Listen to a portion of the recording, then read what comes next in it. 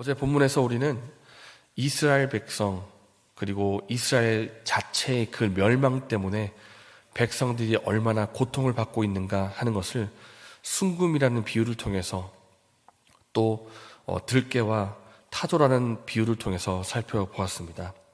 이렇게 이스라엘 백성들이 멸망하고 고통을 받게 된 이유는 그들의 죄 때문이라고 하였는데, 오늘 본문에서는 그들의 죄가 구체적으로 어떤 것이었는가 하는 것을 크게 두 가지로 살펴보고자 합니다.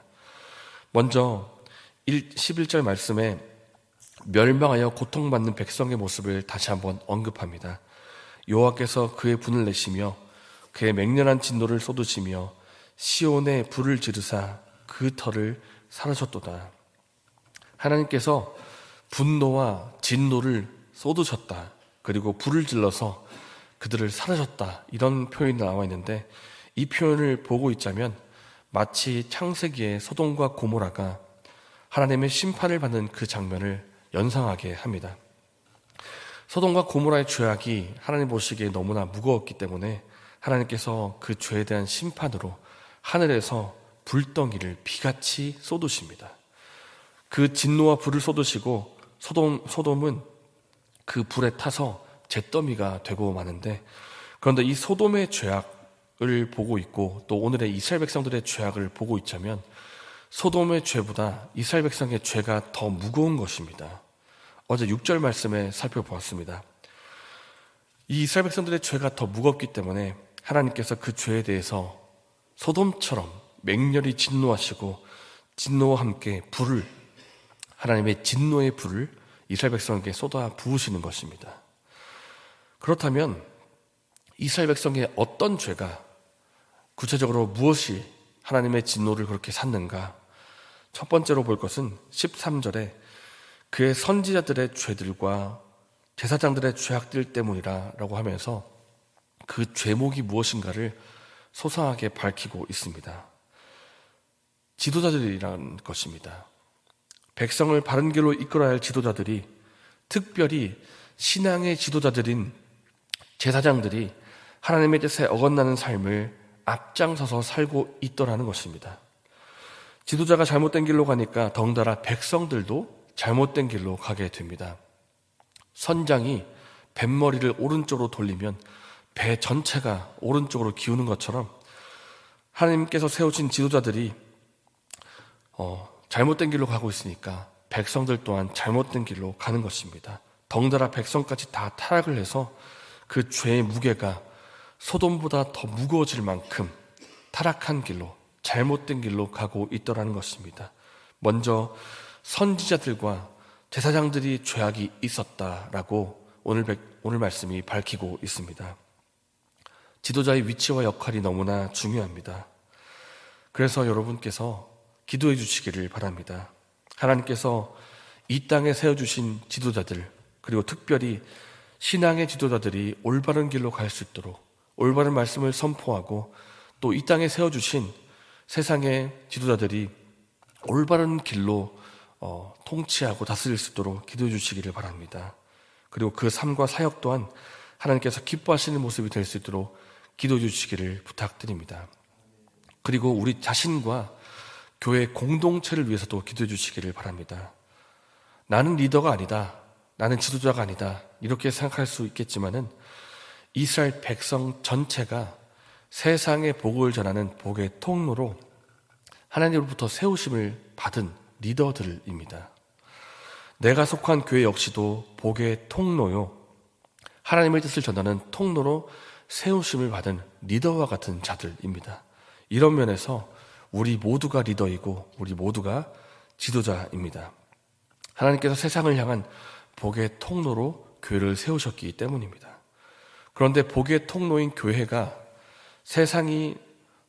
교회가 변질이 된다면 세상이 어떻게 되겠습니까?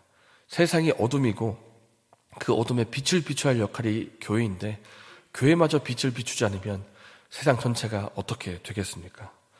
나도 역시 교회로 부름을 받았다는 것을 알고 나 자신을 위해서도, 교회 공동체를 위해서도 죄의 길을 걷지 않으며 하나님의 뜻을 비추는 삶을 살게 해달라고 기도해 주시기를 바랍니다.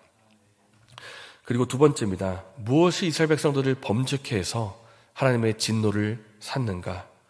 첫 번째로 살펴본 것은 특별히 선지자들과 제사장들의 죄악이었습니다. 두 번째로 살펴볼 것은 이스라엘 백성들이 의지하지 말아야 할 것을 의지했기 때문이다. 그렇게 말하고 있는데 함께 17절의 말씀을 읽겠습니다. 우리가 헛되이 도움을 바람으로 우리의 눈이 상하며 우리를 구원하지 못할 나라를 바라보았도다. 이스라엘 백성들이 의지하지 말아야 할 것을 의지했다. 이렇게 말씀하고 있는데 이스라엘이 멸망하는 그날까지, 멸망하는 그 순간까지 계속해서 의지하고 있던 특정한 나라들이, 그 중에서 특정한 나라 하나가 있었습니다. 그것은 바로 애굽, 이집트였습니다. 애굽에 막강한 군사력이 있기 때문에 이스라엘 백성이 그 군사력을 의지하는 것입니다. 지금 아수르가 강해지고 있는데 애굽이 지켜주겠지. 지금 바벨론 신흥 세력이 일어나서 아수르마저 이기게 되었는데 애굽이 우리를 지켜주겠지, 우리를 보호해주겠지 하면서 계속해서 이스라엘 백성들이 애굽을 의지하더라는 것입니다.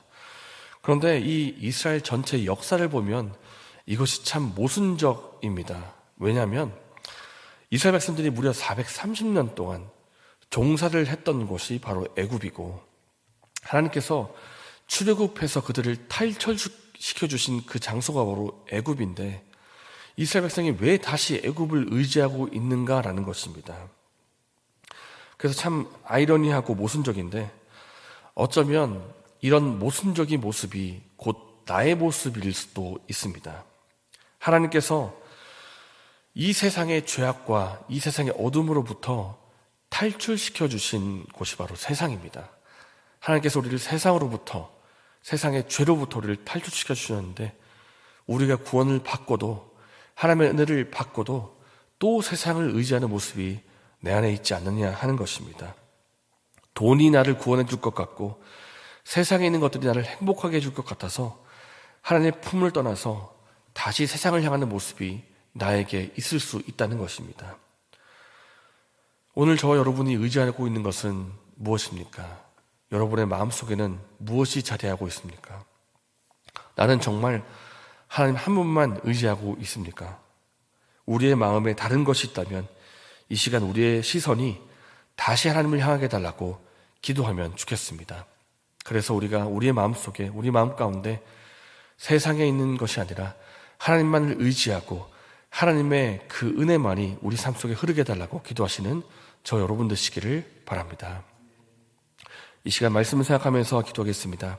하나님, 내 안에 하나님 외에 다른 것이 있다면 이 시간 그것을 버릴 수 있도록 도와주시옵소서.